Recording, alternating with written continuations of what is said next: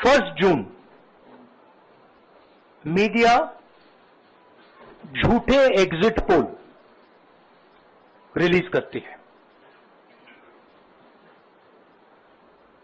BJP का official जो internal सर्वे था वो उनको 220 सीट दे रहा था। तो ये इंफॉर्मेशन बीजेपी के लीडर्स के पास था। इंटेलिजेंस एजेंसीज ने 200 और 220 के बीच में सरकार को बताया था कि उनकी सीट्स आ रही हैं। 3 जून को स्टॉक मार्केट सारे रिकॉर्ड तोड़ देता है और 4 जून को खटाक से स्टॉक मार्केट अंडरग्राउंड चला जाता है। अगला स्लाइड दिखाइए जरा। ये देखिए 31 मई massive stock activity, more than double what was there on 30th, more than double what was there on 29, 28. ये अनोमली देखिए। ये कौन लोग हैं? ये वो लोग हैं जो जानते हैं कि कोई ना कोई घपला हो रहा है। हजारों करोड़ रुपए यहां पे इन्वेस्ट हुए हैं, फॉरेन इन्वेस्टर्स ने इन्वेस्ट किए हैं और उसके बाद 30 लाख करोड़ रुपए का लॉस होता है। किसका लॉस होता है? रिटेल इन्वेस्टर्स का लॉस होता है। तो ये जो आप देख रहे हैं हिंदुस्तान की स्टॉक मार्केट की हिस्ट्री का सबसे बड़ा स्कैम है और इसके बारे में हम कुछ सवाल पूछना चाहते हैं। पहला सवाल, why did PM and HM give specific investment advice to the 5 crore families investing in the stock market? Is it their job to give investment advice?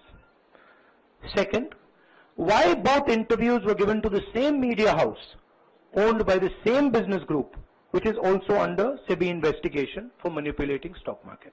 Third, what is the connection between the BJP, the fake exit pollsters and the dubious foreign investors who invested one day before the exit polls were announced and made a huge profit at the cost of 5 crore families? We demand a JPC into this. We are absolutely convinced that this is a scam.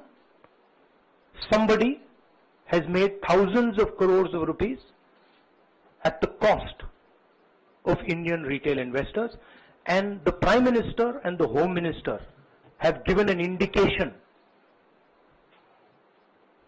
to buy. And this is a criminal act. So we demand today a joint parliamentary committee to investigate this. मैं हिंदी में बोल देता हूं। प्रधानमंत्री ने देश की जनता को इन्वेस्टमेंट एडवाइस क्यों दी और 5 करोड़ परिवारों को जो इन्वेस्ट करते हैं उनको प्रधानमंत्री ने, होम मिनिस्टर ने स्टॉक खरीदने का आदेश क्यों दिया? दूसरा, दोनों इंटरव्यूज जो किए गए थे वो अदानी जी के जो चैनल्स हैं उनको दिए गए थे। उन पर सेबी का इन्वेस्टिगेशन हो रहा है, तो उन चैनल्स का क्या रोल है? और बीजेपी के बीच में जो फेक एग्जिट पोलस्टर्स हैं और ये जो फॉरेन इन्वेस्टर्स हैं, इनके बीच में क्या कोई रिश्ता है? और अगर रिश्ता है तो क्या है? हम जेपीसी चाहते हैं, हम इन्वेस्टिगेशन चाहते हैं और देश इसकी सच्चाई जानना चाहता है। धन्यवाद। शुक्रिया राहुल जी। साथियों, अभी अभी राहुल जी ने आपको स्पष्ट तरीके से क्रोनोलॉजी समझ लिया है। बार बार गृह मंत्री कहते थे अब क्रोनोलॉजी समझिए। आज राहुल जी ने देश को क्रोनोलॉजी समझाया है। इसके ऊपर अगर आपके सवाल हैं तो एक एक करके आप पूछेगा, एक एक करके Jairam, पूछेगा। I haven't said the chronology in English.